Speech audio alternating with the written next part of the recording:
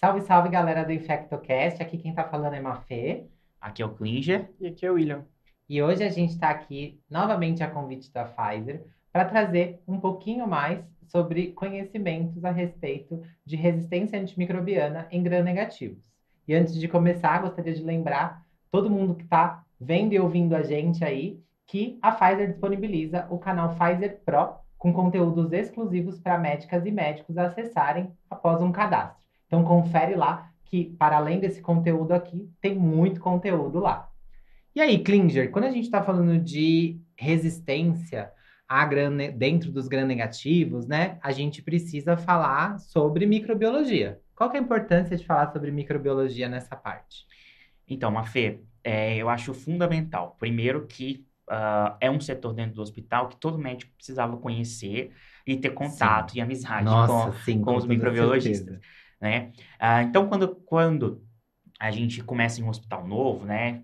Enquanto infectologista, enquanto coordenador do serviço de controle de infecção hospitalar, eu preciso me dirigir à microbiologia para conhecer sobre quais as metodologias que aquele hospital dispõe, né? Sobre como é feito as culturas, sobre como é feita a identificação dos mecanismos de resistência, outros pontos importantes. Por exemplo, a gente sabe que alguns métodos automatizados, eles não são fiéis, por exemplo, a MIC do patógeno, então a gente precisa de fazer uma microdiluição em cauda, como o caso da polimixina. Ah, quais tipos de mecanismo de resistência, qual a forma que eu detecto esse mecanismo de resistência que o laboratório de microbiologia faz. E até mesmo, um outro ponto importante para a gente, junto com a direção, a gente forçar um pouco mais e explicar a necessidade que hoje a microbiologia ela precisa de avançar, para a gente avançar com os tratamentos e avançar com o diagnóstico dessas infecções por micro-organismos multiresistentes e justamente para a gente poder dar um tratamento importante. Se a gente não sabe o tamanho do nosso problema, né, a gente não consegue fazer as ações necessárias para inibi-lo. Eu costumo falar de brincadeira que, assim, o que os olhos não veem, o coração não sente. Então, se eu não sei qual método está rolando na microbiologia, se não está sendo testado, ou se demora muito conforme o método que eu tenho, eu posso, às vezes, ter a falsa ilusão de que as opções, ou os métodos, ou aquele antibiograma, né, aquele resultado que está chegando na minha mão, é uma coisa, mas na verdade é outra.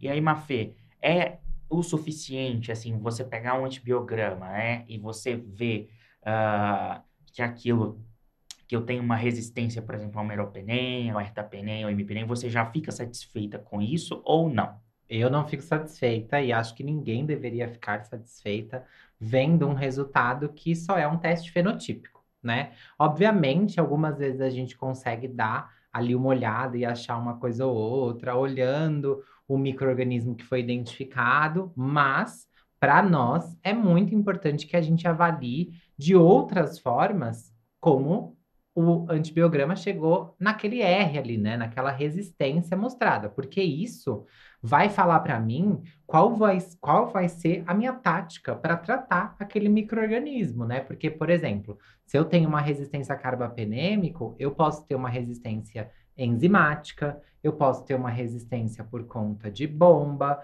eu posso ter uma resistência por conta de porina, por tantos métodos que a bactéria gram-negativa pode desenvolver, e isso vai diretamente de encontro com o tratamento que eu vou propor para isso, né, Will? Porque quando eu estou falando de um método enzimático, eu estou falando de usar provavelmente um inibidor de beta-lactamase, né? Exatamente, meu Fê. Dependendo do serviço que você tiver, quando sai o antibiograma, às vezes ele pode sair já para um método automatizado, que vai sair muito mais rápido, o que é um benefício, é uma vantagem. Então, no primeiro momento que você olha o antibiograma, já tem uma lista de antibióticos, mas às vezes está escrito lá embaixo que alguns outros métodos estão em andamento. Então, aí já fica a primeira dica, quando você for olhar no seu antibiograma, ver se não está escrito algo lá embaixo sobre mais algum método. De novo, né, o ideal é você saber se no seu hospital tem um método automatizado, que faz você ganhar tempo, mas às vezes pode ser um pouco menos preciso, em vista, né, daquilo que você está trabalhando ali naquele momento. Isso, muito importante, porque igual a Mafia acabou de comentar, nós temos uma dica fenotípica. Ou seja, o que que é uma dica fenotípica? Eu olho o antibiograma e eu vejo lá que dentro das minhas classes de carbapenêmicos, o ertapenem, o imipenem e o meropenem, eu tenho uma resistência parcial ou completa aos carbapenêmicos. Então, talvez eu tenha uma sensibilidade ao meropenem, mas uma resistência ao imipenem e ao ertapenem. Então, isso vai variar um pouco relacionado a isso.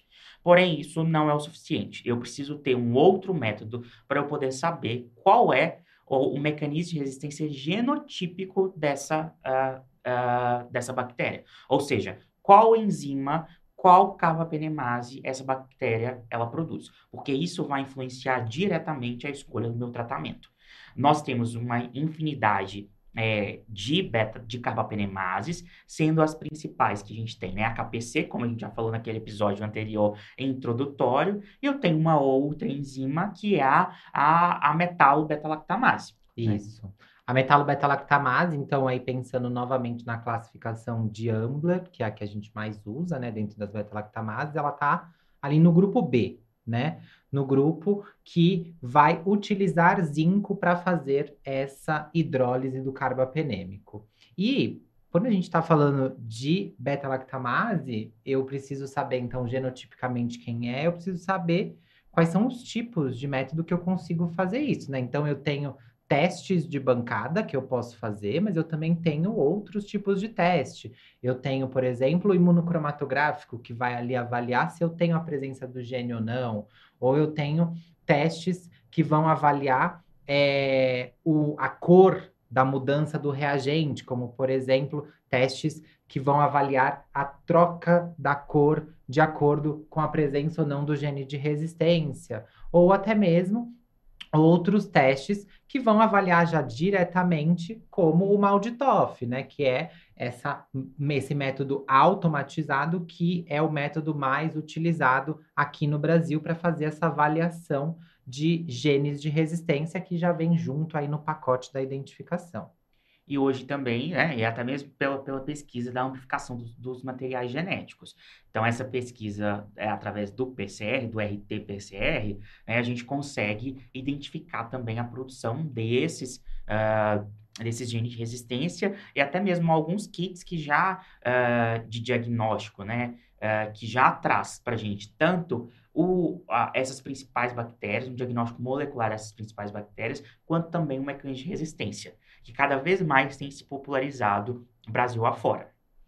E, né, como a gente estava falando, quando a gente olha o antibiograma e as dicas que a gente pode ter, como a Mafia já tinha falado da classe de Amber, dentre as classes de Amber tem a classe C, e ali na classe C a gente tem um grupinho bem específico, que são as bactérias que têm o gene de resistência do AMP-C, que é um gene que ele fica escondido, ele fica de forma silenciosa, ou seja, a bactéria tem um gene que pode, quando desreprimido, produzir uma beta-lactamase que vai trazer resistência aos meus beta-lactâmicos, mas no primeiro momento eu olho o antibiograma e parece sensível. Então eu olho lá, está sensível a ceftriaxona, mas quando eu uso ela, depois de um tempo, desreprime esse gene, ele passa a produzir a beta-lactamase e passa a ser resistente, ou seja, eu posso ter falha terapêutica. Existem 3 bactérias que são as principais que têm esse gene e tem uma porcentagem de risco de desreprimir ele, que é o Enterobacter cloacae, Citrobacter freund e a Klebsiella aerogenes. São as 3 principais. Então, são bactérias que, apesar do meu antibiograma estar falando uma coisa, eu tenho que ficar de olho que pode aparecer outra coisa. Cefepime, Ceftazidima bacteriana são opções de tratamento que a gente pode usar para essas bactérias que são boas opções. Mas se você puder escolher uma detecção de gene de resistência, a principal é a detecção das carbapenemases. Por quê? Quando a gente se fala das novas drogas, dos novos antibióticos, né, para essas drogas, para as bactérias que são produtoras de carbapenemase, a gente precisa de uma diferenciação para saber se aquela bactéria ela realmente é produtora de KPC. Porque caso ela for produtora de uma outra enzima, né, como a gente já disse, existem várias carbapenemases e uma delas é a KPC, se eu tiver outras enzimas, o meu tratamento com a ceftazidima e avibactam, que é uma nova droga que a gente tem justamente para esse problema iminente da resistência aos carbapenêmicos, não vai ser suficiente para a gente poder tratar.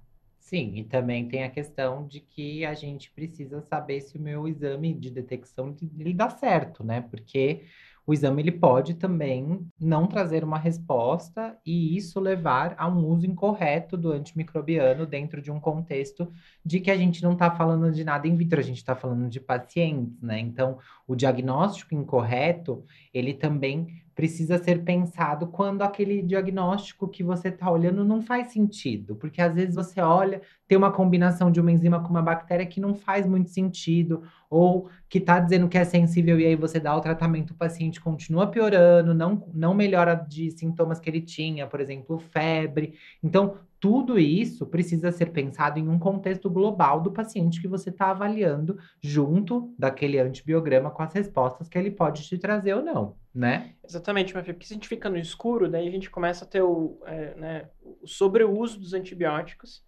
e eu começo a ter mais resistência, porque estou usando mais antibiótico do que o necessário. Então eu entro num ciclo vicioso, uso mais antibiótico, tenho mais resistência, uso mais antibiótico, quando lá atrás tudo poderia ter sido resumido talvez a métodos diagnósticos melhores. Sim. Exato. E isso é importantíssimo, porque você despender drogas de amplo espectro para tratamentos incorretos, isso é totalmente falho. Nós precisamos de avançar muito na detecção dos métodos de resistência, dos mecanismos de resistência dentro das unidades hospitalares. Com certeza. E aí, junto disso, a gente também precisa associar o nosso pensamento clínico de que nem sempre as infecções graves vão ser causadas por micro-organismos multidroga resistentes, né?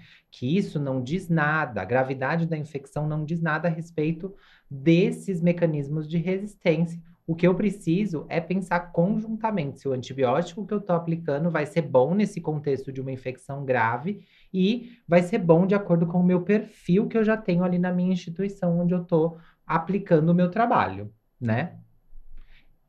Exatamente. Então, gente, dessa parte de diagnóstico era isso que a gente tinha para trazer para vocês. Confiram lá no site da Pfizer Pro os outros conteúdos a respeito de diagnóstico de resistência antimicrobianas em gram-negativos e a gente se vê em outro episódio logo logo. Um beijo, pessoal! Tchau, tchau. Tchauzinho.